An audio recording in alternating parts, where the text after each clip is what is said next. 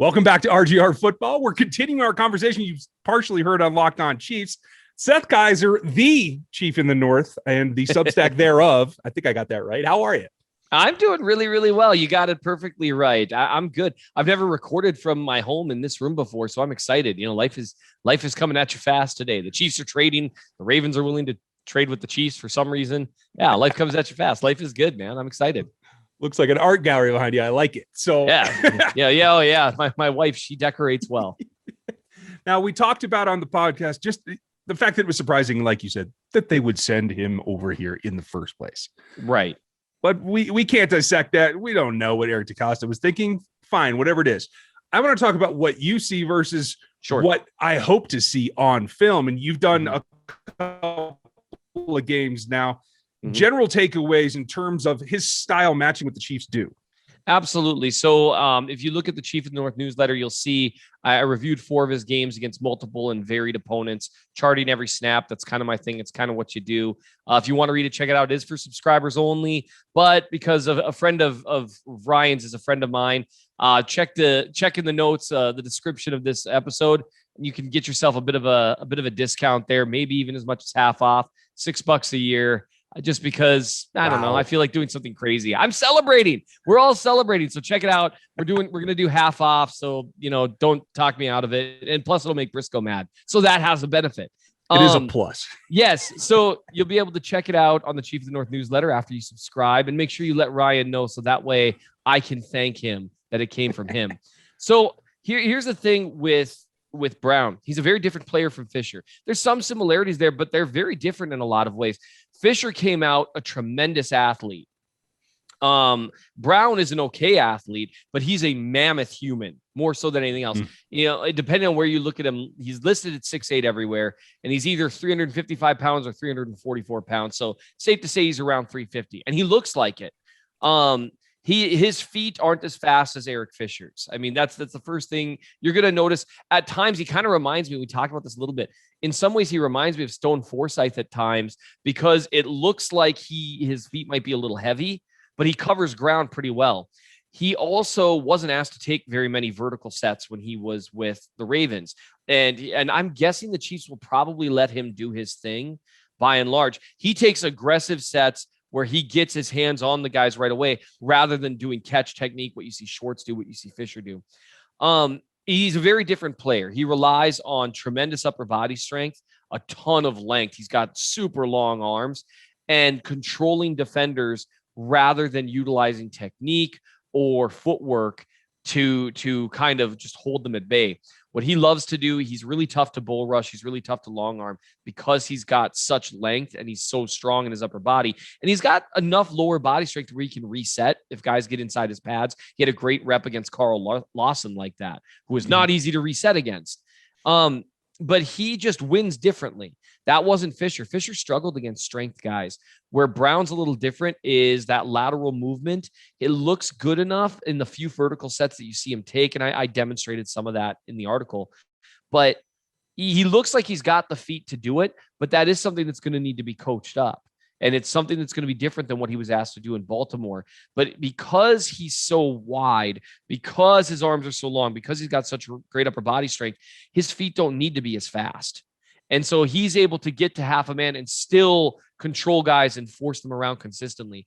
He looks like a good player. He looks like a guy you can leave on an island. And he was very often against Aldon Smith, against Carl Lawson, against DeMarcus Lawrence, against everyone, against Justin Houston, against these players. He went up against them one-on-one alone, and he acquitted himself very well. I didn't see a single matchup where he wasn't the one who got the better of the matchup in the ones that I looked at. And I watched him against some really good pass rushers.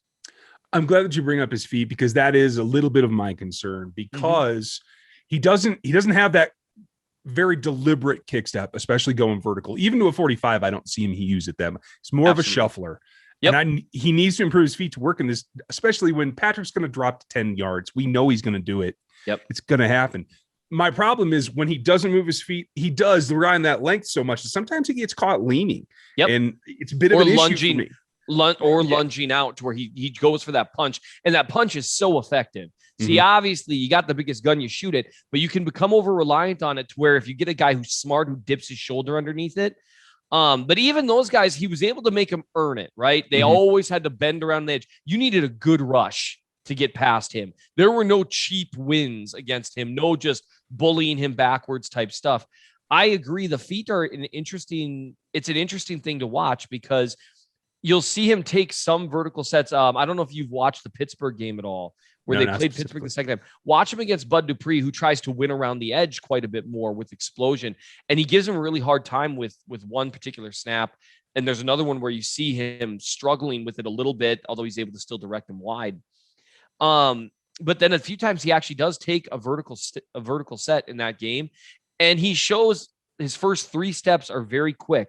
They're still shuffling, but they're quick. And then he kind of gets to that long, almost deliberate looking slide. But because his legs are so long, he covers an extra foot or so. Might sound crazy, like, oh, a whole foot, but it matters. It matters a ton when you cover an extra foot with one step. And so it looks like he's got the goods to do it. One thing that would be interesting to me in the Chiefs scheme where they're going to be passing way more than they're running, even though they do plenty of RPOs and that type of stuff. I'm curious if they won't get together with him and say, hey, here's the deal. You're carrying around an extra, 15 pounds that you really don't need to here in Kansas City.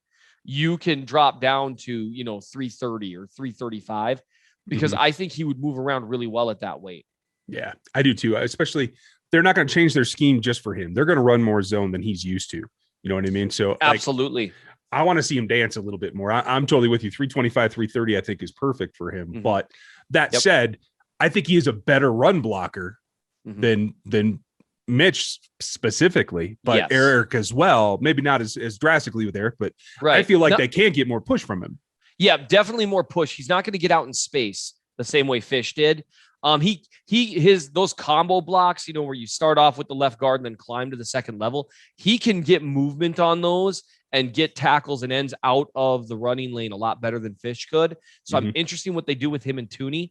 He's not going to be doing some of the same stuff. He can move. You kind of compare it to Kelechi Assembly in that if he's running, he can actually climb to the second level, but you don't want him changing direction in space.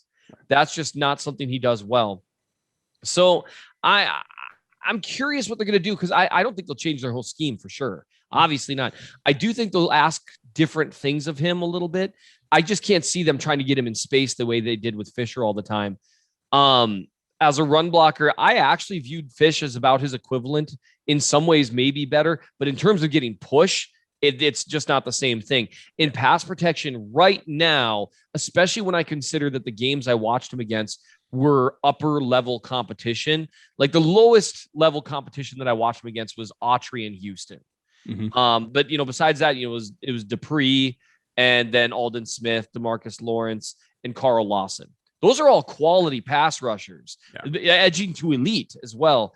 And Fish always struggled with elite pass rushers, especially guys that won with strength. And so I think, especially against the best competition, you're going to see a bit of an upgrade there.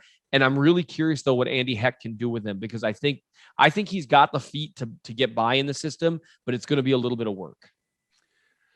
I don't disagree with anything of that. I think the only thing that I'm curious about now, and just to not throw away all of your other work, I don't think they can be done at tackle. Now, obviously, they can't spend a top 100 on another tackle, I don't think.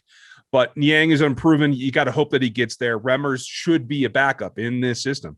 I think they can afford to take a swing tackle of the future and somebody that fits. And so of the guys that you've reviewed, who would you like to target or see them target? I think at this point they would need to grab someone if they were going to, I don't think they're going to grab someone in the second round at this point. And so I think you need to see if one of those guys like Carmen or Forsyth or something like that falls. Then I would love that. I really like Stone Forsyth. He's a guy who wins in some ways similar to how Brown wins. And so that could be an interesting thing to watch, except the difference is Brown, of course, has done it against pros. And so there's just so much less of a risk there. Yeah, I think that's what I'm thinking too. It could be even a day 3 tackle. There's a lot of developmental guys in this group. So I think it'll be fun, but I'm glad that we got him. Yeah, no, it's going to be fun to watch. I'm curious to see how it develops. So much so that I can hear my chicken beeping in the background, and I'm still talking to you about this. Ooh. Well, it's time to eat then, folks. Seth, thanks for the time. Hey, thanks for having me as always, man. I appreciate you. Yeah, you too. Chief of the North Substack, folks. Go check it. We'll catch you next time. Thanks, man. Thanks for watching this video from the team at RGR Football. Click these videos to see more and subscribe to RGR Football.